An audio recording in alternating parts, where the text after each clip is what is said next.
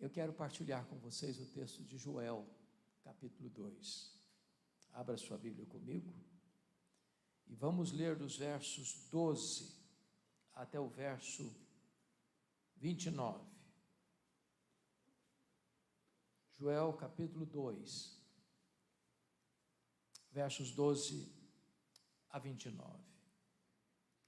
Eu peço a gentileza de você não fechar sua Bíblia após a leitura do texto. Eu preciso que você acompanhe comigo essa exposição. Está escrito assim: ainda assim agora mesmo, diz o Senhor, convertei-vos a mim de todo o vosso coração, e isso com jejuns, com choro e com pranto. Rasgai o vosso coração e não as vossas vestes, e convertei-vos ao Senhor vosso Deus, porque Ele é misericordioso e compassivo, e tardio em irar-se, grande em benignidade, e se arrepende do mal. Quem sabe, se não se voltará e se arrependerá, e deixará após si uma bênção, uma oferta de manjares e libação para o Senhor nosso Deus.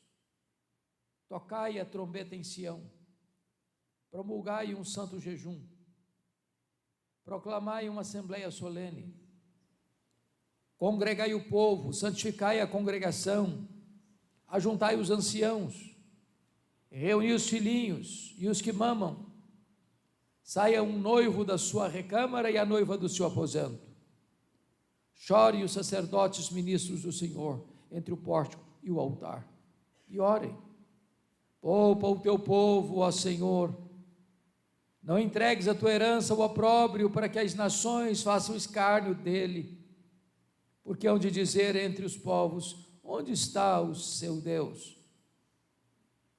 Então o Senhor se mostrou zeloso da sua terra, compadeceu-se do seu povo, e respondendo lhe disse: eis que eu vos envio o cereal e o vinho e o óleo, e dele sereis fartos, e vos não entregarei mais ao opróbrio entre as nações. Mas o exército que vem do norte eu o removerei para longe de vós, lançá-lo-ei em uma terra seca e deserta. Lançarei a sua vanguarda para o mar oriental e a sua retaguarda para o mar ocidental. Subirá o seu mau cheiro e subirá a sua podridão, porque agiu poderosamente. Não temas, ó terra, regozija-te e alegra-te, porque o Senhor faz grandes coisas. Não temais, animais do campo, porque os pastos do deserto reverdecerão, porque o arvoredo dará o seu fruto, a figueira e a vide produzirão com vigor. Alegrai-vos, pois, filhos de Sião, regozijai-vos no Senhor vosso Deus, porque Ele vos dará em justa medida a chuva para descer como outrora a chuva temporânea serôdia. As eiras se encherão de trigo e os lagares transbordarão de vinho e de óleo. Restituir-vos-eis os anos que foram consumidos pelo gafanhoto migrador, pelo destruidor e pelo cortador, o meu grande exército que enviei contra vós outros. Comereis abundantemente e vos fartareis, e louvareis o nome do Senhor vosso Deus, que se ouve maravilhosamente convosco, e o meu povo jamais será envergonhado. Sabereis que eu estou no meio de Israel, e que eu sou o Senhor vosso Deus, e não há outro, e o meu povo jamais será envergonhado. E acontecerá depois que derramarei o meu espírito sobre toda a carne. Vossos filhos e vossas filhas profetizarão, vossos velhos sonharão, e vossos jovens terão visões. Até sobre os servos e sobre as servas derramarei meu espírito naqueles dias. Amém.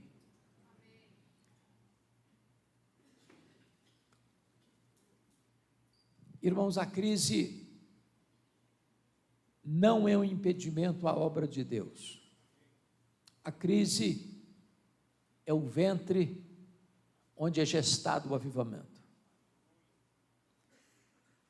Talvez a nossa geração vive a crise mais aguda da história. Forças humanas e sobre-humanas agem sem pausa, sem trégua,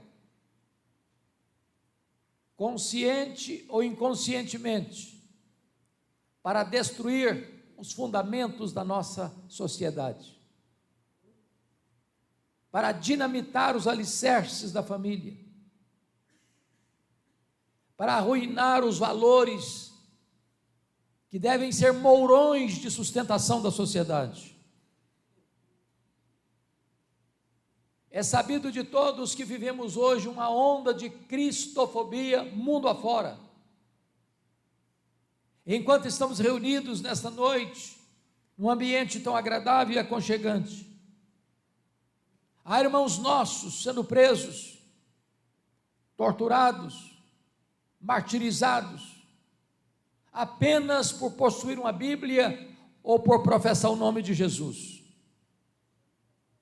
Mas talvez a mais perigosa perseguição não é a perseguição física, é a perseguição ideológica, a perseguição filosófica, que vem de mansinho, que se aninha nas universidades, nos meios de comunicação, nas cortes, nos parlamentos, nas casas de leis, mudando conceitos, mudando valores, colocando a sociedade pelo avesso.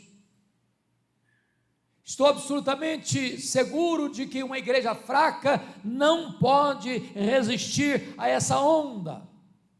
Precisamos de um avivamento para sacudir a igreja, para despertar a igreja, para acordar a igreja, para que ela seja o grande instrumento de transformação da nossa nação.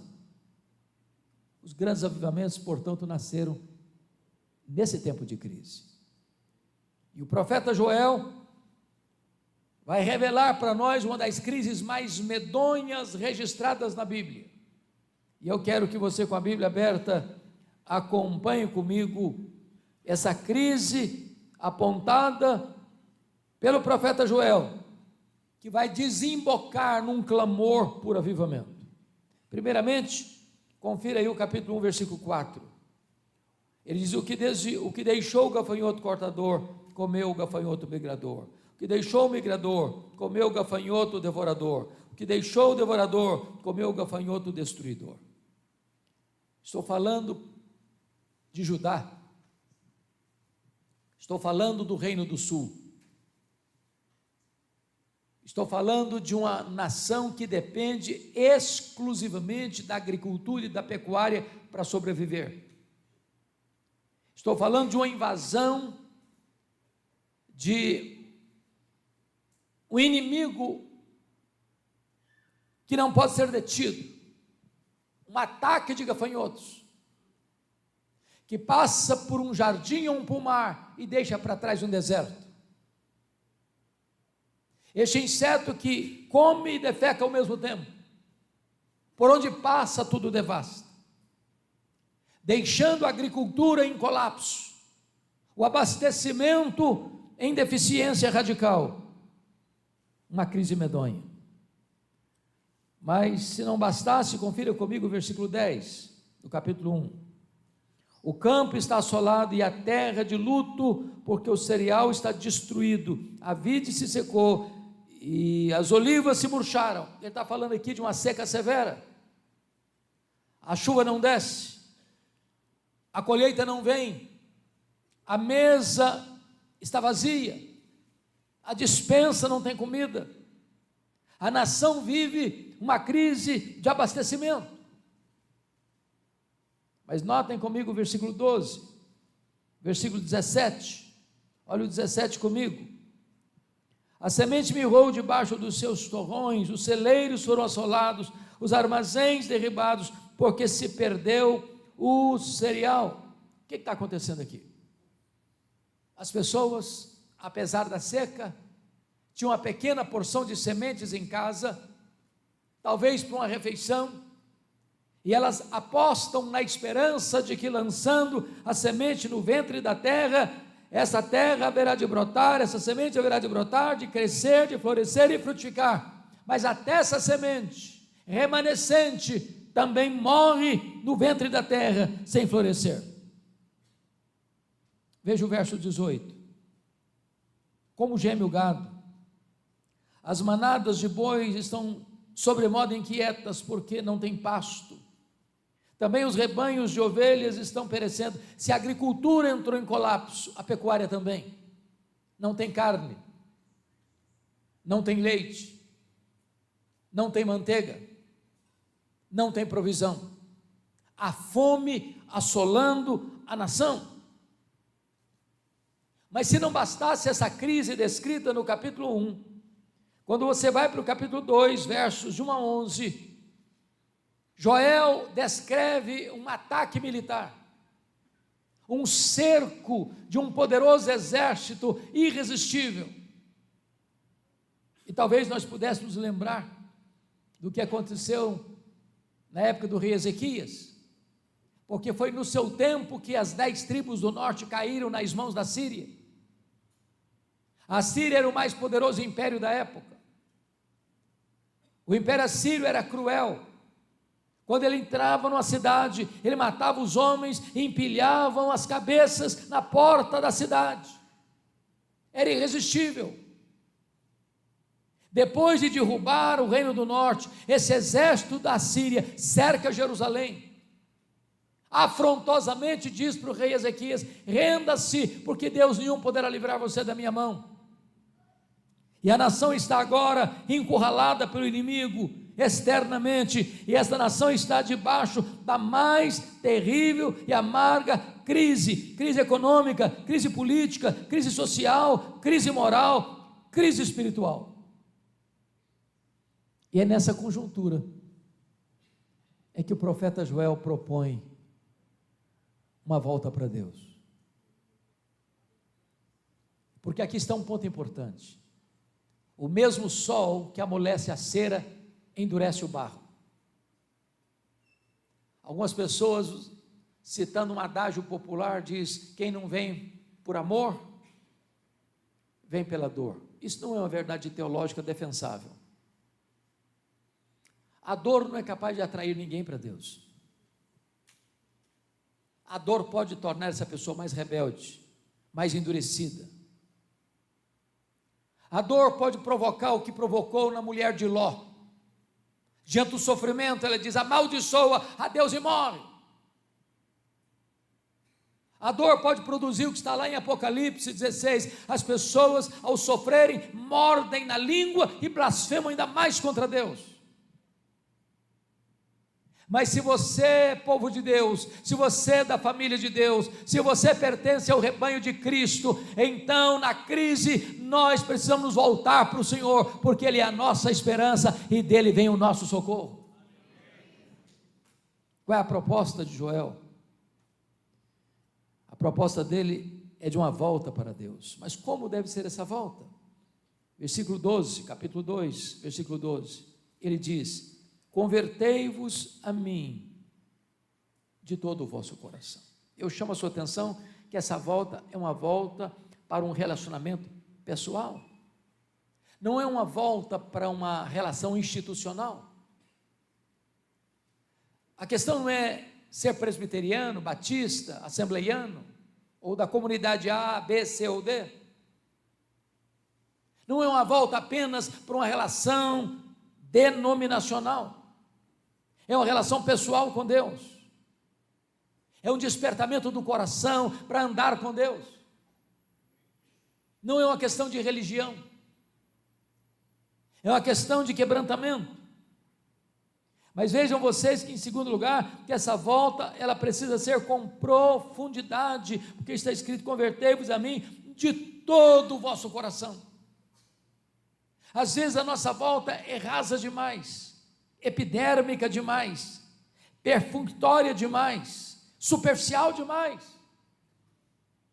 As pessoas voltam para Deus porque estão doentes, elas se voltam para Deus porque estão com um problema financeiro, elas se voltam para Deus porque estão com um problema no casamento, elas se voltam para Deus porque estão enfrentando uma crise na família. É até legítimo fazer isso, mas às vezes quando o problema é resolvido, se esquece de Deus. O Senhor quer uma volta profunda, de todo o coração. Mas em terceiro lugar, Essa volta precisa ser com diligência, porque o versículo 12 diz: e isso com jejuns. Esta é uma prática religiosa muito esquecida nos nossos dias. O que é jejum? Jejum é você se abdicar do bom pelo melhor. Jejum é quando você se abstém do pão da terra para alimentar-se do pão do céu. O pão da terra é o símbolo do pão do céu. Quando você jejua, você abre mão do símbolo pelo simbolizado. Quando você jejua, você está dizendo que você tem mais apetite pelo pão do céu que pelo pão da terra. Quando você jejua, você está dizendo que tem pressa para acertar a sua vida com Deus. Mas em quarto lugar, essa volta, queridos, é uma volta com quebrantamento, porque o texto diz: com choro e com pranto. No sentido de chorar pelos nossos próprios pecados, como um dia Pedro chorou por ter negado ao seu Senhor. É um choro pela nossa família, como um dia Davi chorou ao ver a sua família nas mãos do inimigo dos amalequitas.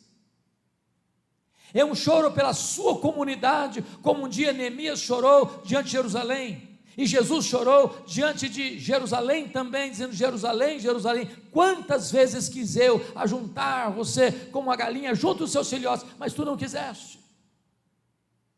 É com choro. Mas ainda, essa volta, irmãos, ela precisa ser também sincera. Olha o verso 13: rasgai o vosso coração e nas vossas vestes, e convertei-vos ao Senhor vosso Deus. Essa era uma prática muito comum no Antigo Testamento, e até no Novo Testamento. Quando alguém ficava chocado com a situação, ou de pecado, ou de escândalo, ou de uma blasfêmia, as pessoas rasgavam as suas vestes. Mas com o tempo, a tradição de rasgar as vestes foi se tornando apenas algo externo, cerimonial, de uma espiritualidade teatral, cênica, apenas uma representação sem qualquer humilhação diante de Deus. E às vezes, meus irmãos, nós ainda hoje corremos esse risco de criarmos clichês, de inventarmos fórmulas, de olhar a vida espiritual como se fosse um palco, e nós colocamos um tom mais emocional na voz. Alguém vai orar e dá uma tremida na voz para dizer que é mais espiritual, e aí está rasgando vestes, mas não está rasgando o coração. Aí é uma espiritualidade de teatro, de representação no palco, mas sem qualquer profundidade, sem qualquer quebrantamento, sem qualquer sinceridade diante de Deus. Me permita ilustrar isso. Eu acho que todos vocês reconhecem Moisés, um dos maiores líderes da Bíblia e um dos maiores líderes da história. Ele foi o grande libertador, ele foi o grande intercessor, ele foi o grande legislador,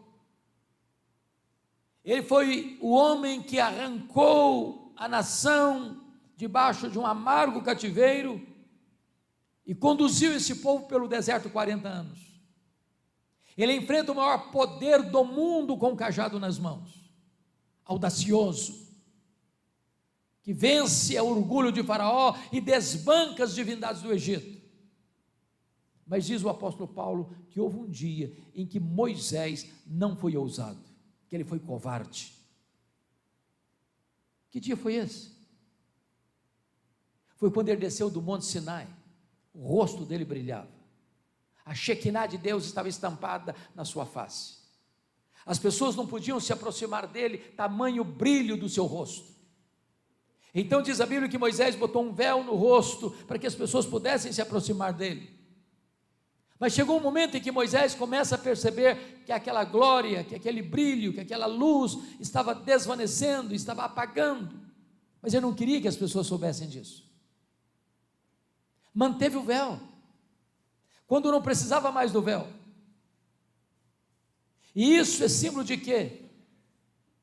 De teatro, de propaganda falsa, de fake news espiritual, de hipocrisia, passando a imagem de que é mais espiritual do que é, passando a ideia de que é alguém mais próximo de Deus do que é. E às vezes o que as pessoas amam em nós não é quem nós somos, mas quem nós aparentamos ser. Não é a nossa realidade, mas é a beleza do nosso véu. E Deus está dizendo: eu não me interesso por essa espiritualidade cênica, eu quero um coração rasgado, eu não quero teatro, eu quero sinceridade, eu quero verdade no íntimo. Mas notem mais, essa volta, em sexto lugar, é uma volta urgente, porque o verso 12 começa assim: ainda assim, agora mesmo, convertei-vos a mim de todo o vosso coração. O que quer dizer ainda assim, agora mesmo? Ele acabou de descrever uma crise medonha, da devastação da agricultura, da seca severa, do desabastecimento, dos celeiros vazios, da despensa vazia, da panela vazia. Ele acabou de descrever uma cena onde estava faltando também provimento para a casa de Deus. Os sacerdotes estavam chorando porque não tinha oferta, porque não tinha dízimo, a casa de Deus estava desamparada. Ele acabou de descrever uma cena onde um exército inimigo cercando a cidadela de Jerusalém, pronta para atacar, pronta para matar, pronta para destruir. É o caos, é o fundo do poço, é o fim da linha. E é nessa conjuntura é que o profeta diz: ainda assim, agora mesmo, convertei-vos a mim, porque se o povo de Deus se voltar para Deus, na sua crise mais medonha, Deus é poderoso para reverter este quadro, Deus é poderoso para livrar o seu povo, Deus é poderoso para trazer um grande avivamento espiritual. Amados irmãos, é muito importante entender isso. O que pode salvar uma nação não é apenas a decisão dos seus líderes, mas está nas mãos da igreja. Uma igreja reavivada pelo poder do Espírito Santo, se levantando, ela é o instrumento de cura para a sua própria nação. Se o meu povo, que se chama pelo meu nome, se humilhar e orar e me buscar e se converter de seus maus caminhos, então eu ouvirei dos céus, perdoarei os seus pecados e sararei a sua terra. Mas talvez você pergunte ainda: temos algum motivo para nos voltarmos para Deus? Deus nos dá algum motivo para nos voltarmos para Ele? Notem comigo o versículo 13 e 14, o que está escrito: rasgai o vosso coração e não as vossas vestes, e convertei-vos ao Senhor vosso Deus, porque Ele é misericordioso e compassivo, tardio em irar-se, grande em benignidade, se arrepende do mal. Quem sabe se não se voltará, se arrependerá, deixará após si uma bênção, uma oferta de manjares e libação para o Senhor nosso Deus. Está dizendo assim: sabe por que você e eu podemos voltar para Deus?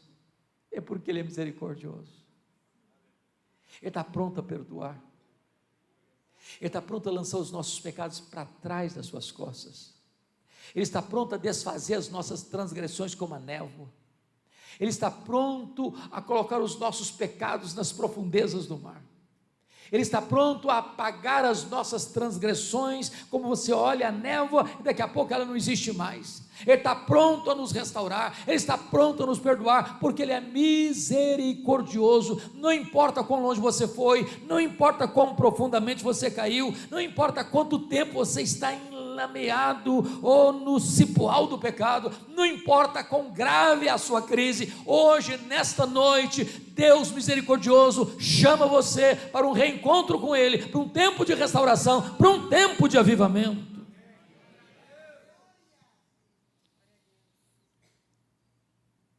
Mas você pode ainda perguntar: como deve ser essa convocação da volta para Deus? E o verso 15 responde: tocai a trombeta em Sião, promulgai um santo jejum, proclamai uma assembleia solene. Sabe o que significa isso? O mundo está posto no maligno, se corrompendo. O mundo está aplaudindo aquilo que devia ter vergonha. A sociedade está vivendo pelo avesso. O certo virou errado, o errado virou certo. É uma inversão de valores. Das altas rodas às classes menos favorecidas, dos mais ricos aos mais pobres, dos mais cultos aos mais ignorantes. A sociedade está confusa, rendida ao pecado. Mas eu posso lhes dizer uma coisa: o nosso problema não está lá fora. O nosso problema está aqui dentro. A trombeta é tocada em Sião. O juízo começa pela casa de Deus. Enquanto a igreja não entender que nós precisamos acertar a nossa vida com Deus, e então teremos autoridade para confrontar as hostes do mal, e confrontar as hostes do mal vitoriosamente. É preciso tocar a trombeta em Sião. Mas uma pergunta importante: quem vai se voltar para Deus? E notem comigo, versículo 15, porque está escrito que é necessário uma conclamação de jejum. Há momento que o jejum é particular, é o jejum devocional, é o jejum do quarto fechado, é o jejum que você não deve dizer para ninguém, é a sua intimidade com Deus. Mas chega uma hora, irmãos, onde a crise é tão geral, e tão ampla, e tão profunda, e tão escandalosa, que é necessário que o jejum seja público, que a convocação seja geral, que a assembleia toda participe, que ninguém fique de fora. E então ele começa no versículo 16, dizendo: congregai o povo, santificai a congregação, e aqui ele começa a particularizar. Quem vai participar? Primeiro, os anciãos. Ajuntai os anciãos. E quem são os anciãos? São os líderes, são os mais experientes, são aqueles que já têm algumas cãs, ou muitas. Esses são os primeiros a dar o passo para acertar a vida com Deus. São os pastores, são os presbíteros, são os diáconos, são os professores de escola bíblica dominical, são os presidentes de departamentos, são os mais antigos na fé, são os mais experientes com Deus. Esses precisam puxar a fila do acerto da vida com Deus. Segundo lugar, reunir os filhinhos. A ideia de filhinhos aqui é a mesma de João, dos jovens, dos adolescentes. Lugar de jovem curtir a vida não é no mundo, é na casa de Deus, porque é na casa de Deus que tem plenitude e alegria, é na destra de Deus que tem delícias perpetuamente. Os jovens, os adolescentes precisam estar junto nessa assembleia solene, de volta para Deus. Terceiro, os que mamam.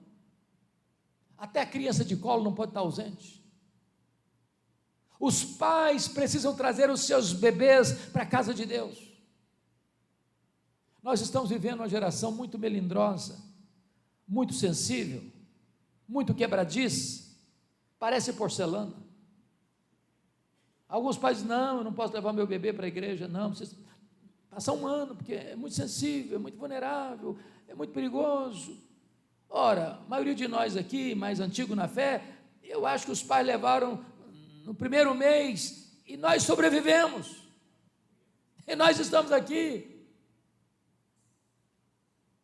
Eu conheço pai e mãe que, em nome de ser uma pessoa mais moderna, não, eu não posso impor minha fé para os meus filhos, vou esperar que eles cresçam, para que eles decidam. Não foi assim que Josué pensou: eu e a minha casa serviremos ao Senhor.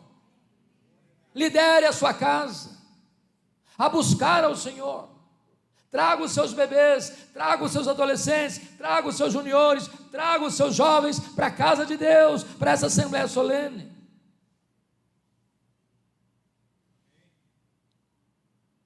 Quem mais?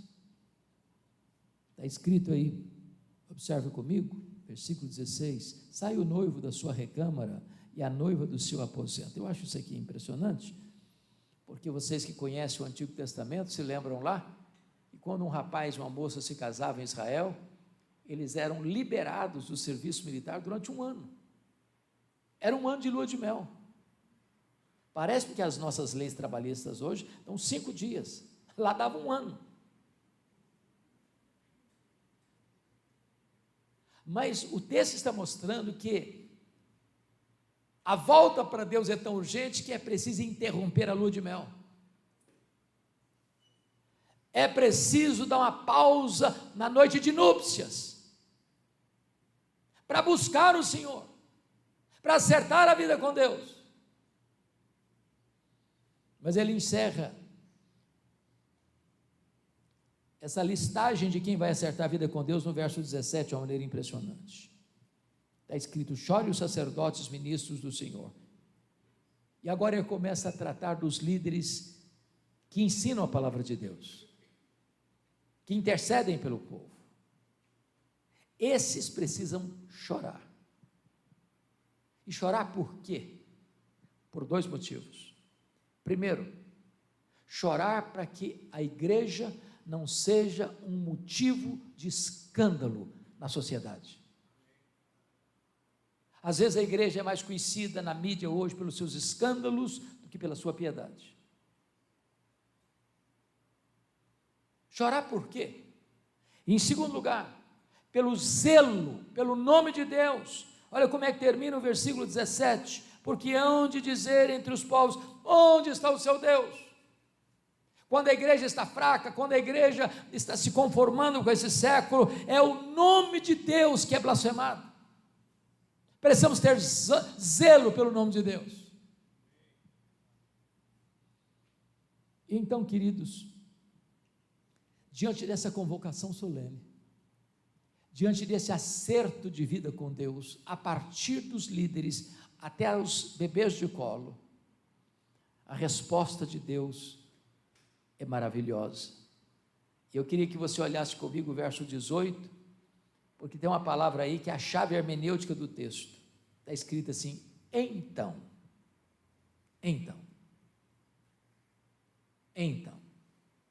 então o Senhor se mostrou zeloso da sua terra e compadeceu-se do seu povo. E respondendo lhe disse: eis que vos envio o cereal e o vinho e o óleo, e deles sereis fartos, e vos não entregarei mais ao opróbrio das nações. No lugar da seca, da falta de abastecimento, tem fartura,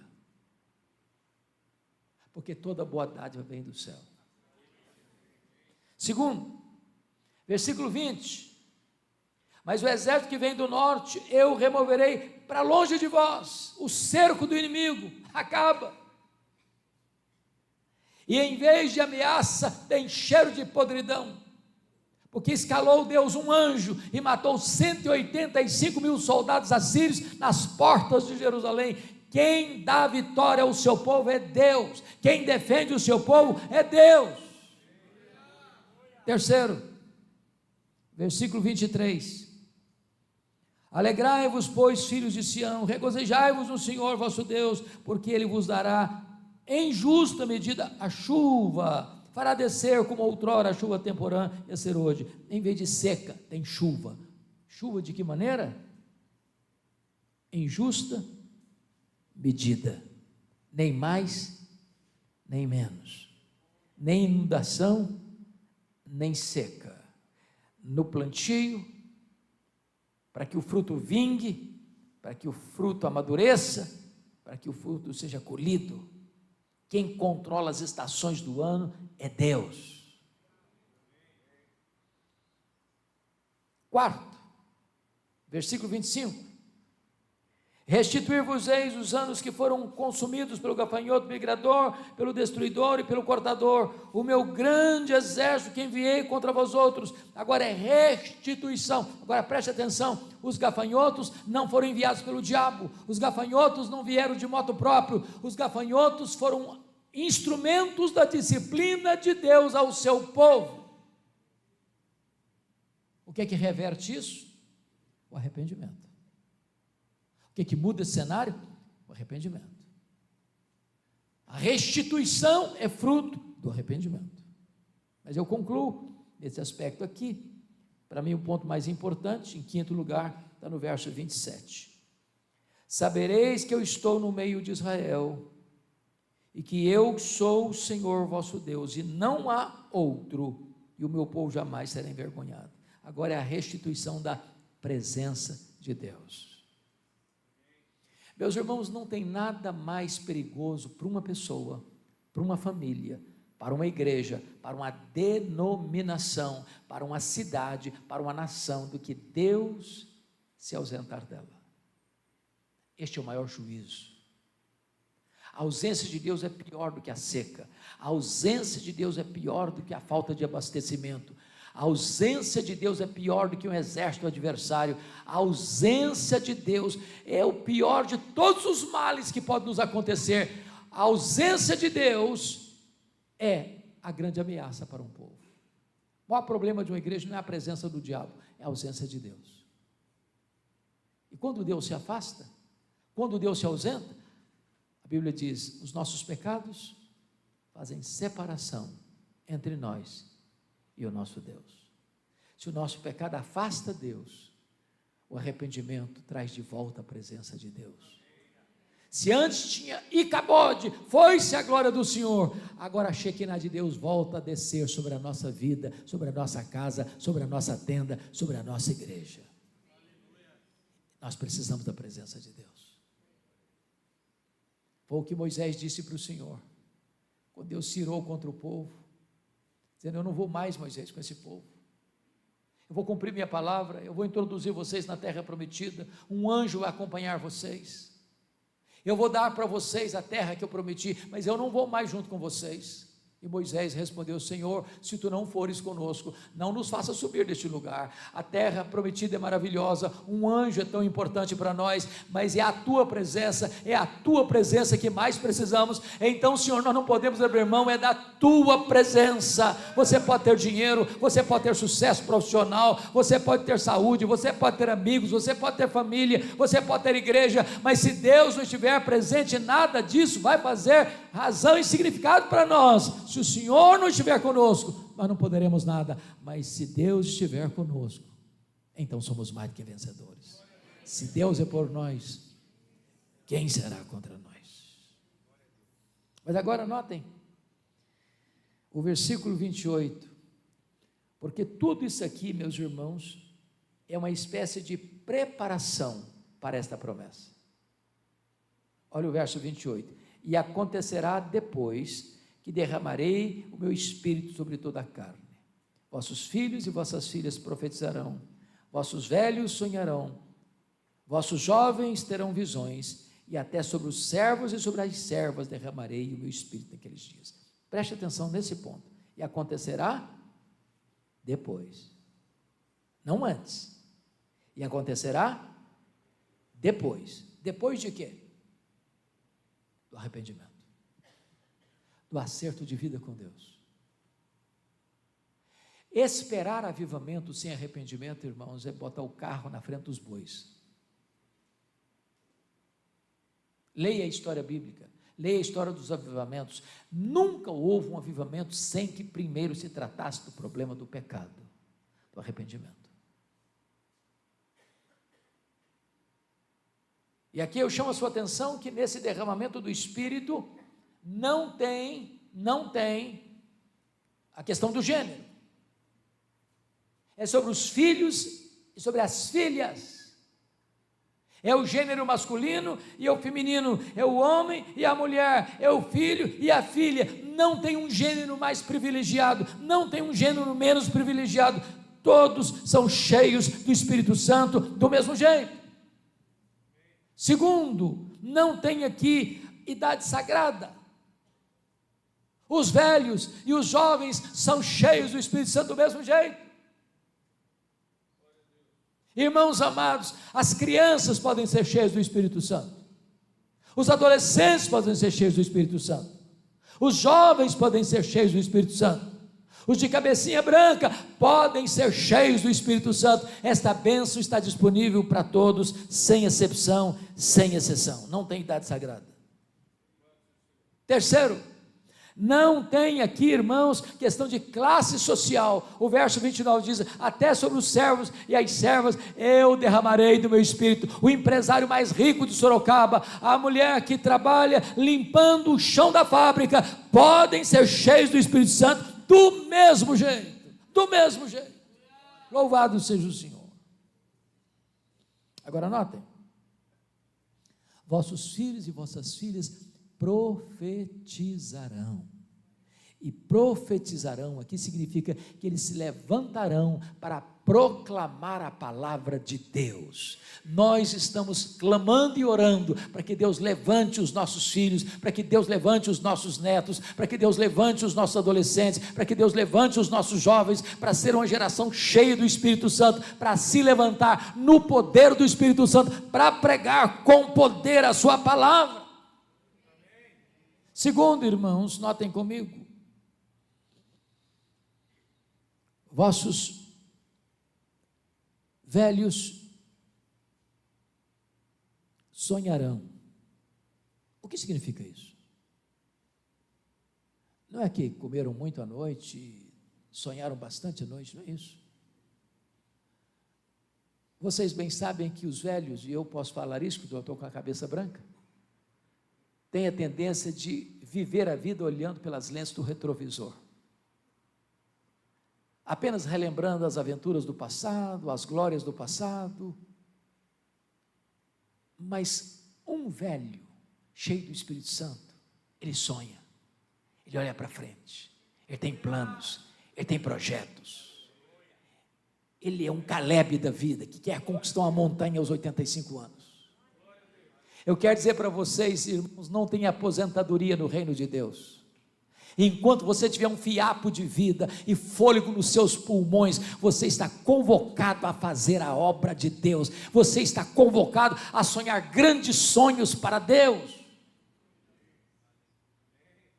Mas o texto diz que os jovens terão visões. E qual é a característica do jovem? Ele tem força, tem músculos tonificados, mas falta-lhe às vezes a maturidade e a experiência.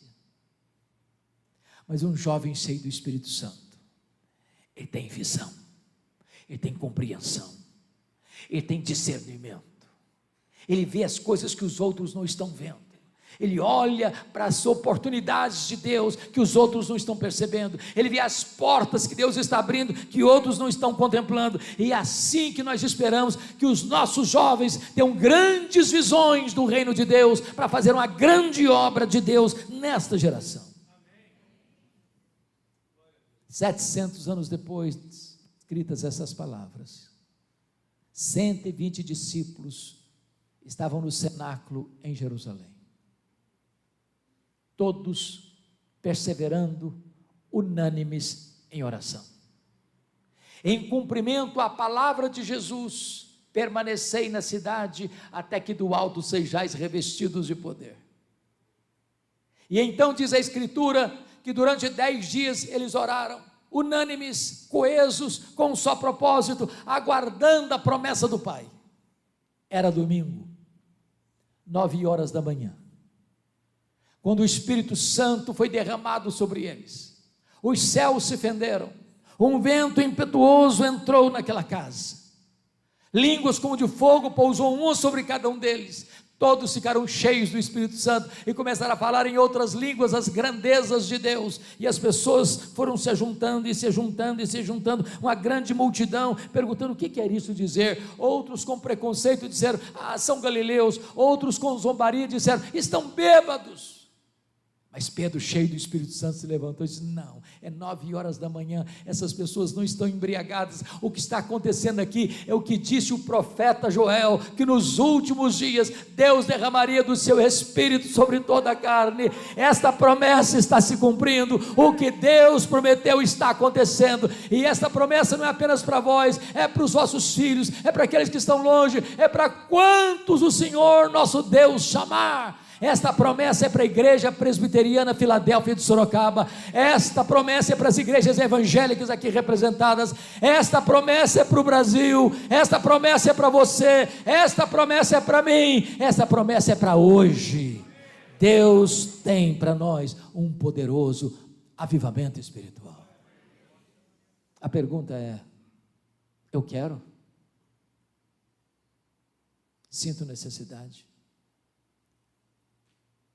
Me coloco nas mãos de Deus.